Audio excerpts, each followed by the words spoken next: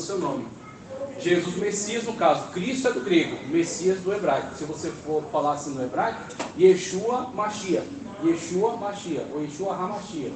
Aqui realmente o artigo acompanha a designação. Então Jesus, tá? Nome, Cristo, título, do grego, Rho Christos, que é ungido. Isso no grego, tá certo? Que é a língua para a qual foi traduzido o Novo Testamento, né? Quando eles começaram a pregar pelo mundo. Mas que no hebraico era Mashiach, tá? O hebraico é Mashiach. Então o grego, que é Christos, Christos é o mesmo que Caesar ou César, tá? César do latim. Você tem Kaiser do alemão, você tem Czar do russo, você tem Shah do persa. Então todos esses são títulos honoríficos que falam acerca de alguém ungido, designado para uma missão especial. E no caso Cristo carregava esse título que foi incorporado a seu nome, tá? Então aquilo é na realidade do grego. No hebraico você vai ter Yeshua. Yeshua é uma forma contrita do nome antigo, arcaico, Yehoshua. Porque você tem o hebraico antes do exílio. Quando ele passa pelo exílio na Babilônia, ele tem contato com o aramaico. E o hebraico sofre algumas transformações, algumas modificações. Então, inclusive, essa questão dos nomes. Miriam, do Antigo Testamento, vira Maria do Novo. Então, você tem essas transformações. O nome sofre algumas mudanças, né? Os nomes antigos e os nomes novos. Os nomes novos que são uma herança dos nomes antigos, modificada. Então, você tem essa contrição. O Yeshua, que é da época de Cristo, é o mesmo Yehoshua do Antigo Testamento, que é Josué, que é Yahvé salva, tá? Então você tem Yeshua do hebraico e Essos, tá? Esse Yeshua do hebraico, Christos, né, no grego, e Essos é uma transliteração. Essos é uma transliteração. Quando você pega Jesus, né, que é Yeshua, você tenta passar isso para o grego, você não tem um nome correspondente. Então o que você vai fazer? Você vai tentar imitar o som. Então aqui é uma transliteração. O grego transliterando Yeshua, tá? Então ele vai dizer o que? Ele vai colocar como Yessos. Yeshua, o grego chama Yessos. Yessos. E aí alguns vão entrar com uma teoria de que esse Yessos tem alguma coisa a ver com cavalo. Então no grego você tem uma palavra cavalo, tem uma aproximação com a palavra Yessos, alguma semelhança. Mas o Yessos que está sendo figurado no grego, ele não tem nada a ver com a terminologia para cavalos no grego. Ele tem a ver com a terminologia Yeshua do hebraico. Ele é uma transliteração do hebraico. Porque você não tem uma tradução perfeita naquele contexto. Não tem um nome equivalente. Olha, que nem Guilherme do português é o William do inglês. Tá? Então é isso aí. Você tem um Guilherme aqui, o William de lá. Então você tem essa tradução de nomes, porque tem um nome equivalente. Mas se você não tem um nome equivalente, você copia, você imita o som. Então foi o caso aqui. O Yeshua do hebraico é transliterado para Yessos do grego. Aí você vai ter o Yessos Christos. Yessos Christos que passa para a tradução como Jesus Cristo. Tá? Então você tem essa questão da terminologia do nome e da transformação que ele sofre ao longo da história e a incorporação de Cristo, que era título para nome. Tá? Mateus 15 ao 17 diz: Disse-lhes ele, e vós, quem dizeis que eu sou? Simão Pedro respondendo disse: Tu eres o Cristo, o Rho Christos, tá certo? O HaMashiach, o Filho do Deus vivo. E Jesus respondendo disse-lhe: Bem-aventurado és tu, Simão Bar-Jonas. Simão Bar-Jonas. Esse Bar aqui é filho, ou bem, ou Bar, né? Bar é filho. E no hebraico eles têm essa mania, eles grudam uma coisa com a outra. Jonas é o pai dele. Bar é o que? Filho de Jonas. Simão, filho de Jonas.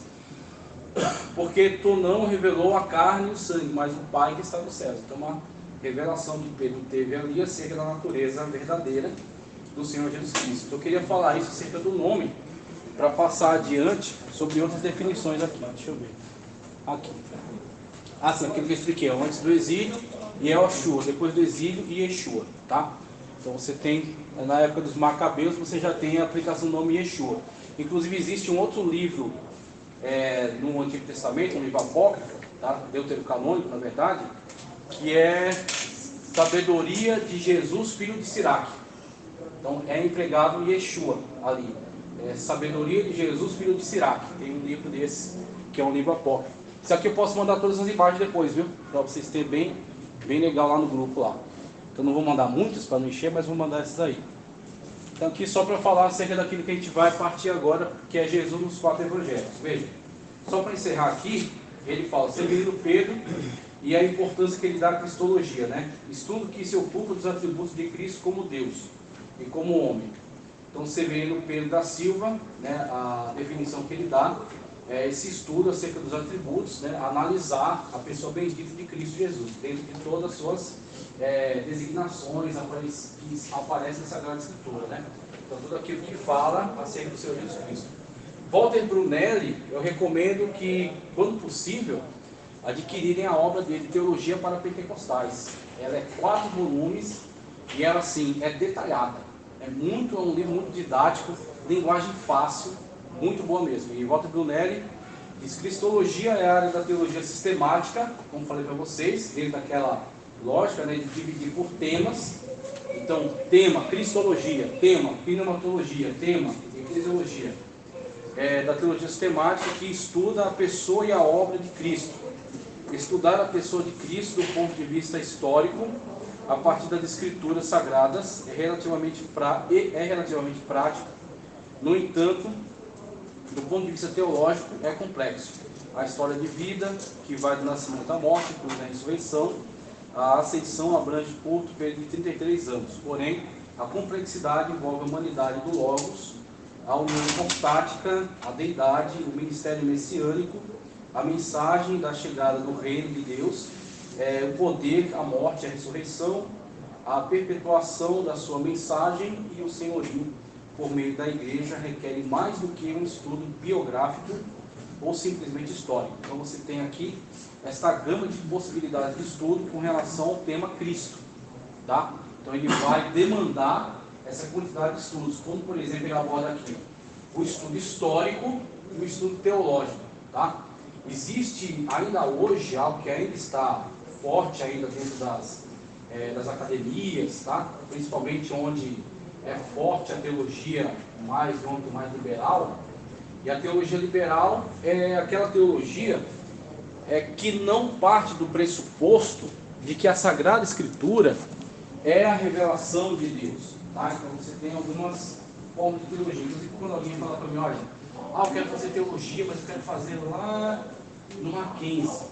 Eu não tenho problema nenhum com o Mackenzie, tá? Nem falo contra nem a favor. É uma instituição séria, uma instituição extraordinária. Só que dentro da estrutura de estudo do Mackenzie, você vai encontrar certas matérias, certos professores que não necessariamente seguem uma visão ortodoxa das Sagradas Escrituras, tá? Então você vai ter pessoas de diferentes perspectivas filosóficas. Alguns que enaltecem a obra de Rudolf Bultmann, Steinmarker, tá? De outros teólogos como Ferdinand Husserl, dessas escolas que não partem da ideia de que a Sagrada Escritura é um livro revelado por Deus, e que a Sagrada Escritura é inerrante, infalível, tá? Eles analisam a Sagrada Escritura como um bom livro qualquer, uma literatura, tá? Vocês não são crentes. Olha, eles acham que são. É isso que é o mais curioso. Eles acham que são. Só que eles dizem que Deus ele se revela ao homem, mas quando Deus se revela ao homem, o homem recebe essa revelação de Deus dentro de uma estrutura falha. Então eles dizem, olha, essa estrutura humana é falível, é limitada. Então a revelação de Deus, ela chega para nós, como Bíblia Sagrada, dentro dessa ferramenta falha de comunicação. Então eles dizem, é possível sim encontrar falhas na Bíblia, por causa das falhas do homem que escreveu a Bíblia. E aí ele diz, a forma como eles valorizam mais o relacionamento com Deus, é um relacionamento mais, vamos dizer assim, no âmbito ético, moral, no âmbito mais de uma revelação pessoal, muito mais do que canônica, muito mais pessoal. Então ele diz, olha, Deus se revela para mim. Quer ver um dos grandes exemplos da neortodoxia? Quer ver, eu não vou lembrar o nome dele agora. O nome dele, neortodoxia, estou quase lembrando, que escreveu a carta aos Romanos. Meu Deus. quase lembrando. Karl Barth, lembrei. Karl Barth, que ele vindo já dessa escola, né? Ele analisa essa escola liberal, a teologia liberal, ele propõe uma nova perspectiva para a teologia, já tentando fazer uma reconexão com a ortodoxia, né? Então ele propõe o seguinte: a Sagrada Escritura, como dizem os teólogos liberais, sim, tem que ser analisada como uma literatura como qualquer outra. Sim, pode ter algum equívoco, algum erro. Só que ela se torna a revelação divina quando o homem, em contato com ela, tem a partir dela um relacionamento com Deus. Lê a Bíblia e Deus fala com ele através da Bíblia. Pronto, a Bíblia é uma revelação. É uma revelação naquele momento, naquele contexto. Mas não aqui. Aqui era um texto. E como texto é analisado como qualquer texto. De Aristóteles, de Platão, de Sócrates, qualquer. Então ele coloca na mesma prateleira. Então Karl Barth é dessa chamada neo-ortodoxia. Então ele diz, olha, a Bíblia é uma revelação, sim. Mas onde? No livro? Não. No momento em que, quando a pessoa tem contato com o livro, Deus fala com ela. Então Deus fala com ela através do livro de Mateus, pronto, ali uma revelação para você, naquele momento. Então ele cria esse subterfúgio, que na verdade o que é isso aí? A pessoa está no meio, nem está lá, nem está cá. Aí quando surge o fundamentalismo bíblico, mais vindo dos batistas norte-americanos, eles chutam o balde, eles dizem, não senhor, a Bíblia Sagrada é revelação divina, ela é infalível, ela é inerrante, e eles passaram agora a utilizar-se de conhecimentos científicos para corroborar o estudo bíblico, para refutar, por exemplo, o evolucionismo, que estava muito forte na época, que estava invadindo as escolas e se colocando de uma forma muito agressiva contra o conhecimento bíblico. Então surge essa corrente de pensamento fundamentalista que vai se opor a isso também veementemente. Aí vai afirmar a inerrância, a ortodoxia da Sagrada Escritura. E aí a gente vem dessa tradição, que veio os fundamentalistas e veio os evangelicais. E aí surge nossa corrente de pensamento, tá? Então a gente, dentro de um âmbito de pensamento... Licença, professor. Toda? Alguém não retira o livro?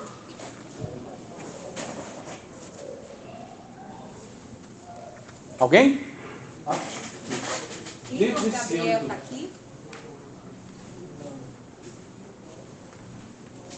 Dentro desse âmbito de pensamento da teologia científica, vamos colocar assim, que está nas academias, a gente é fundamentalista, a gente é pá virada, a gente é louco, é chutado. Por quê? Porque a gente acredita que Deus fala com o ser humano hoje, né, através de uma revelação, de uma profecia, porque a gente acredita que a Bíblia não tem erro, porque a gente acredita que a Bíblia foi revelada por Deus. Isso é um absurdo para esses caras. Então eles falam, essa gente louca da pá virada, né? É esse pessoal fundamentalista aí, exatamente.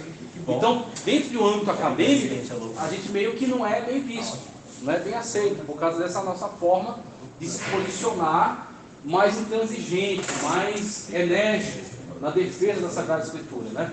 Então, quando você bate para uma escola dessas, não digo que você não vá, quer fazer PUC, quer fazer Mackenzie, quer fazer essas instituições importantes, metodista, faça, mas com essa consciência de que você lá vai ter esse embate. É até saudável se você estiver firme. Se está firme na fé, está firme no conhecimento bíblico básico, então vai lá e encara. Aí você vai ler esses caras, vai ver a crítica que eles fazem, eles são profundos, tá? Quando o Walter Brunelli comentou aqui do Jesus histórico, me despertou esse gatilho, que fala, olha, o estudo que ainda está quente nas universidades acerca do chamado Jesus histórico. O que é essa busca do Jesus histórico? Essa busca do Jesus histórico que alimenta o quê? History Channel. A History Channel vai falar sobre Jesus. Qual é a base dele? Investigação sobre Jesus histórico. Não é Jesus da Bíblia. Ele não prova nada. Fica só naquele lenga-lenga. Fica só naquele lenga-lenga e não chega a lugar nenhum. Por quê? Para eles, ó, tanto se fez, se conheceu, se não conheceu, para eles não faz diferença nenhuma. Então o que acontece? Essa investigação do Jesus histórico, ela tem alguns pressupostos. Por exemplo, a chamada desmitologização da Sagrada Escritura, que começou com o Bultmann, né? Então eles dizem, olha, tudo tem que ser explicado a partir de uma base racional. Então o milagre não é racional. Se o milagre não é racional, as coisas não podem ser explicadas a partir do milagre. Então o milagre é um mito. E aí propuseram uma desmitologização, tirar os mitos da Bíblia. Quando você tira aquilo que ele chama de mito e eu chamo de milagre, Você tira esse da Bíblia, o que é que resta? Resta Jesus histórico. Quem é o Jesus histórico? Jesus histórico é um cara legal, é um hippie, tá certo? É um cara super de boa, que fala de coisas agradáveis, que fala só fala de perdão, só fala de amor. Mas não resta isso daí não, professor. Hã? Não resta isso daí não. Não resta nem o nascimento de Cristo. Aí, tá vendo? Porque como que Maria ia ter? Né? Então ele já pode anular e... Daí já começa o problema. Teologia liberal, Bíblia, apócrifos e análise científica. Eles amam isso aqui, ó. Apócrifos. Eles amam pegar um texto apócrifo para analisar acerca de Jesus. Então, Evangelho de Maria Madalena, nossa, isso aí para eles. Evangelho de Tomé, esses textos que surgem aí, que o pessoal encontra nas escavações, quando vai ver um livro apócrifo. Nossa, uma nova descoberta que vai arrebentar tudo e tal, vai, né, mudar a perspectiva teológica quando você vai ver a porcaria do livro apócrifo. Então, tá legal, achou, é um achado arqueológico, mas conteúdo, o que é? Você vai ver lá, Evangelho de Tomé. Bem-aventurado o leão que é comido pelo homem, mas maldito o homem que é comido pelo leão. Porque o leão se torna homem, mas se o homem for comido pelo leão, ele se torna um leão. Você fala um negócio desse, você fala, tá, e daí? O que isso tem a ver com o contexto? Nada. Isso é a cabeça de um xarope, de um mestre de uma escola gnóstica, que coloca essas charadas para dizer, olha, se você se tornar meu iniciado, eu te digo o que isso significa. Aí, para você se tornar um iniciado, você tem que, dinheiro, tem que remunerá-lo, se tornar aluno da sua escola. Às vezes passa por um período de um voto. Tem um cara que estabeleceu um voto de silêncio de 1 ano.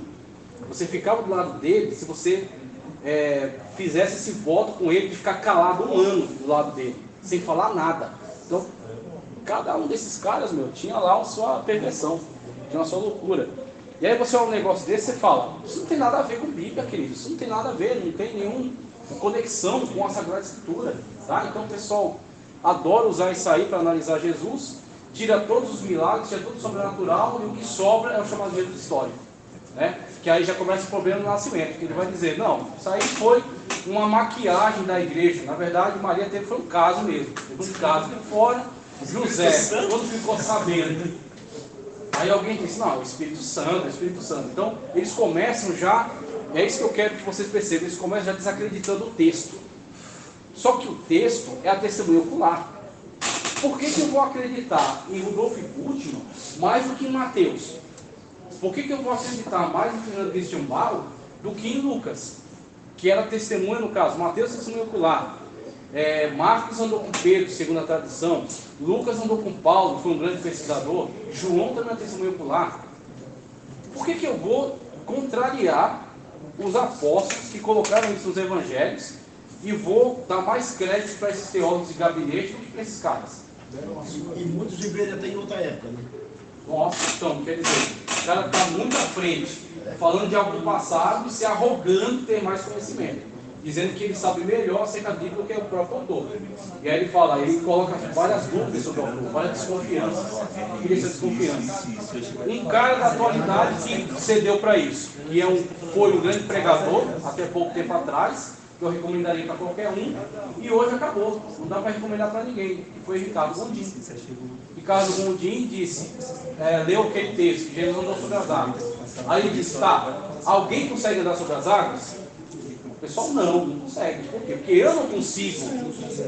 Eu, um ser humano, comedor de arroz e feijão, não consigo.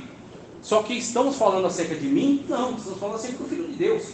O verbo divino para encarnado, tá certo que se tornou um homem, estamos falando acerca dele. Só que ele diz, não, um homem não consegue andar sobre as águas, então, para andar sobre as águas precisa de um jet ski ou de um barco. Então, na verdade, isso não significa que Jesus andou literalmente sobre as águas. Aí entra o quê? Alegorismo. A teologia liberal resolve tudo com alegorismo. Alegoriza tudo, sai alegorizando tudo. A torta é direito. Por quê? Eles não querem encarar a realidade do que o texto está descrevendo para eles. Ele não quer se submeter ao sobrenatural. Então o que ele faz? Ele impõe a sua forma de vista, a sua forma de visão. E o que ele faz com a Bíblia? Alegoriza. Alegoriza tudo para que tudo se encaixe com a sua forma de visão de mundo. A sua visão de mundo materialista, empirista.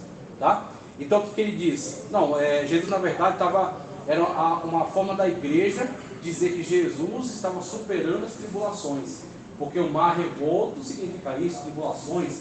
Então Jesus está vindo no meio caminhando sobre as águas no mar revolto, é porque Jesus está vencendo as tribulações. E aí vai alegorizar e vai criar uma mensagem muito bonita. É muito bonita, é muito bem, uma retórica perfeita, maravilhosa, só que atenta contra a verdade da Sagrada Escritura, que é, no meio do teu Jesus anda sobre as águas e ainda manda o mar se calar. E aí só quem acredita nisso é um xarope do pentecostal. E aí precisa de um cara desse para ler e dizer, olha, se a Bíblia diz que a baleia engoliu Jonas, eu creio. Se a Bíblia diz que Jonas engoliu uma baleia, eu também acredito do mesmo jeito.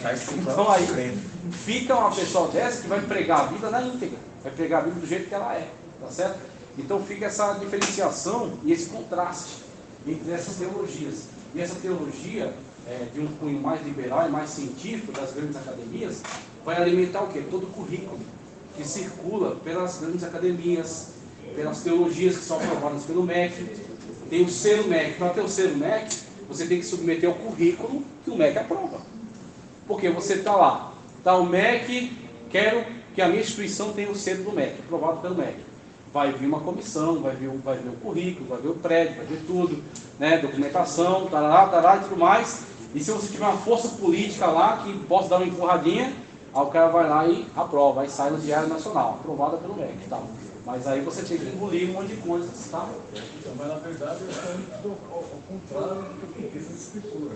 Então, E a Escritura da Apócrifa diz que não se muda uma vírgula e uma palavra. não muda Eles nada. estão querendo mudar.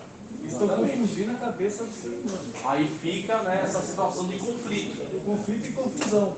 Porque a pessoa não sabe, não entende. Talvez ela entenda, mas quando ela Sim. entra lá, ela Por isso que durante muito tempo os pastores eles tinham um verdadeiro terror de que a pessoa fosse para a teologia e dizer que teologia esfriava. Qual é a teologia que esfria? Esse tipo de teologia mata a pessoa, né? É por isso que agora estou vendo que existem muitas denominações, muitas igrejas, e a gente fica, tem uma Pão de Neve, tem uma... Ah, difícil, é difícil. Então a gente fica... Tem que analisar tem que a entender. pregação. A pregação são diferenciadas. Então, Então a tem que gente tomar muito cuidado, tá fugindo tudo da Escritura. tomar muito cuidado com isso mesmo. Essa parte aqui agora a gente vai encerrar nela. Veja, da página 12 até a página, deixa eu ver aqui, página 12 até a página 19 é isso aqui, ó. Coloquei para vocês e tirei. Não, eu passei, peraí. Aqui, pronto, é isso aqui, ó. São essas descrições aqui, que é o que vai encerrar a nossa aula.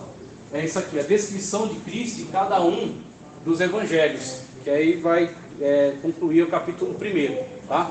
Então, Mateus, Marcos, Lucas e João. Mateus, que era o cobrador de impostos, né? Levi. Então, Jesus Cristo chamou ele lá na atividade que ele estava desempenhando, né?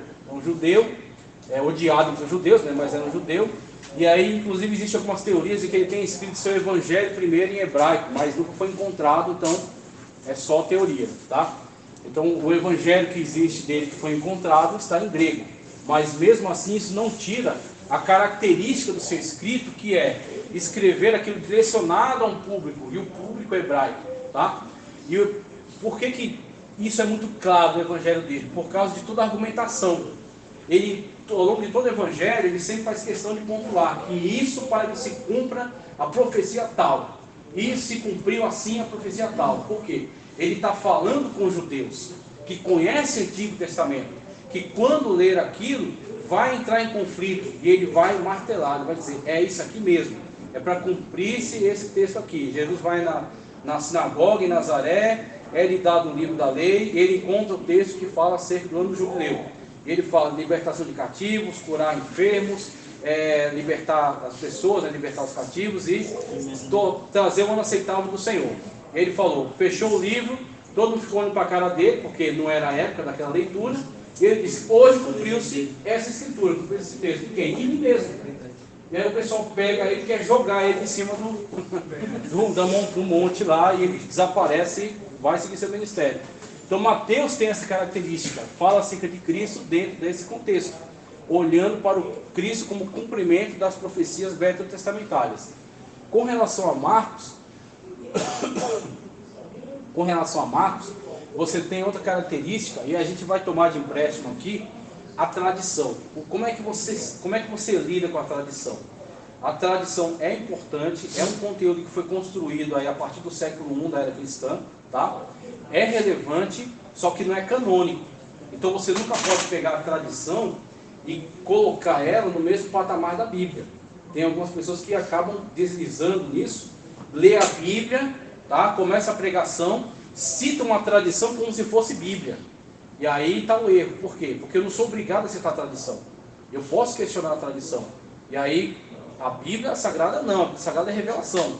Então a Bíblia Sagrada você crê. A tradição você analisa. Então a tradição que está principalmente em Eusébio de Cesareia diz que esse Marcos seria o João Marcos, tá? Sobrinho de Barnabé, e que teria acompanhado Pedro na sua pregação. E Pedro teria pregado em Roma. Aí isso não significa que eu esteja afirmando que Pedro seja o primeiro Papa. Existe uma distância entre Pedro pegar em Roma e Pedro ser o primeiro Papa, tá?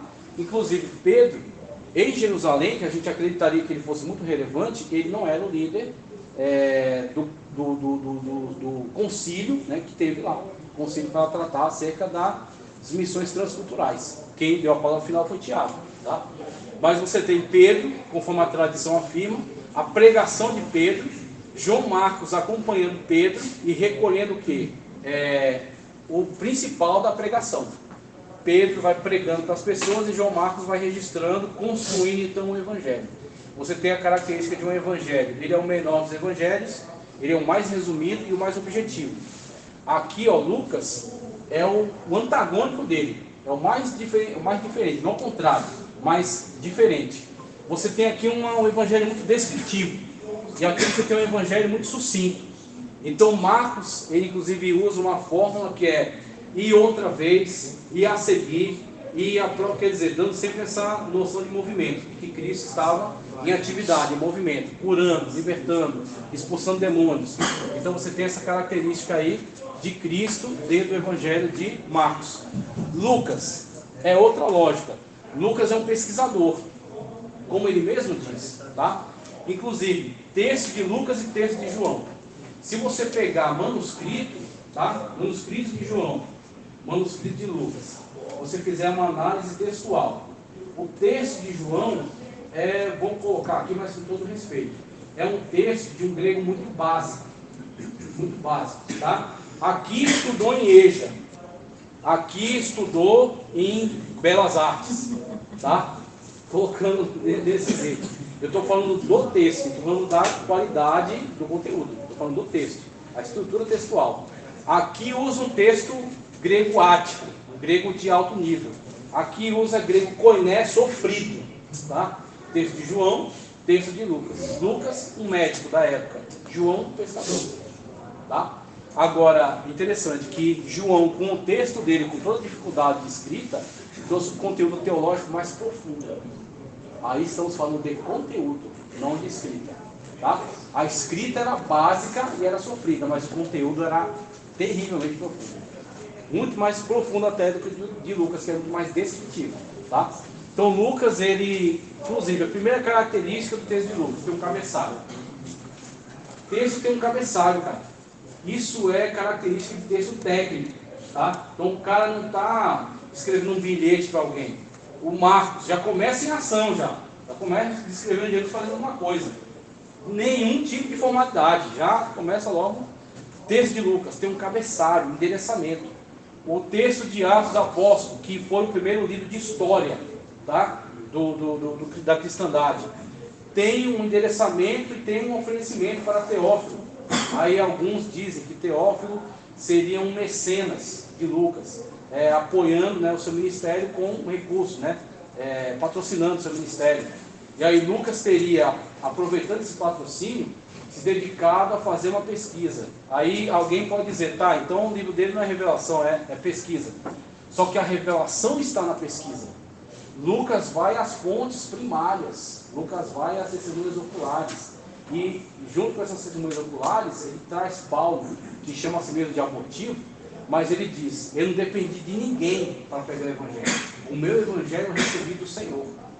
Então, Paulo também afirma categoricamente que ele tem contato com a fonte primária, porque Jesus Cristo mesmo revelou o Evangelho para ele, tá? Então ele traz essa grande pesquisa e elabora um texto muito técnico, tanto em relação ao Evangelho.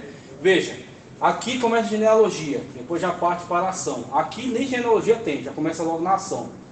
Aqui, além de trazer uma genealogia que recua até Adão, tá? Aqui recua até Abraão, porque está muito ligado à questão de Israel. E para Israel quem é relevante é Abraão, começa nele. Aqui recua até Deus, tá? Em Lucas, perdão. Aqui nem genealogia tem. Aqui recua até Deus. E Adão de Deus. Então você vai ter essa conexão que um busca uma conexão mais ligada aos judeus. Outro busca uma conexão mais geral. Porque quando você recua a genealogia de Cristo até Adão e Adão de Deus, aí você espalhou para toda a humanidade. Porque todos vieram de Adão. Então você tem, né, essa característica mais geral, tá certo? Trazendo todos para o contexto. E muito mais descritivo.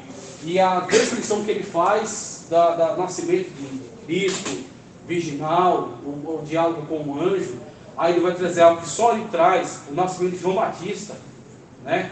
A revelação do anjo para Zacarias, pai de João Batista, o nome, né, que foi dado, a característica do nascimento, um encontro de Maria com Isabel, só Lucas, que é pesquisador, né, levantado pelo Espírito Santo.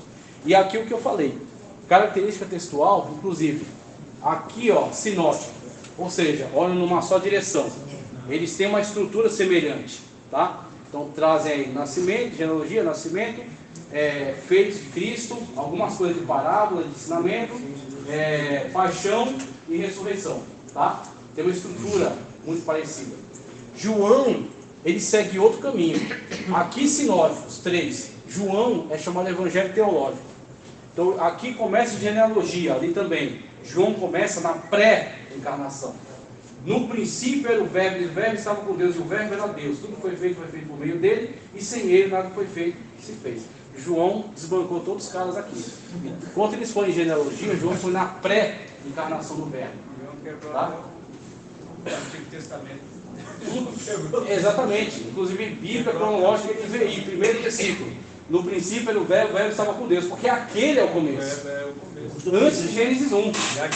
Para se converter, vai estar o capítulo 3 de João. Ali, meu Deus, ali não tem quem aguente. É muito profundo. É aquilo que eu falei. Textualmente, é pobre de texto. Mas de conteúdo, facilmente. Então você tem aí Cristo, o Evangelho de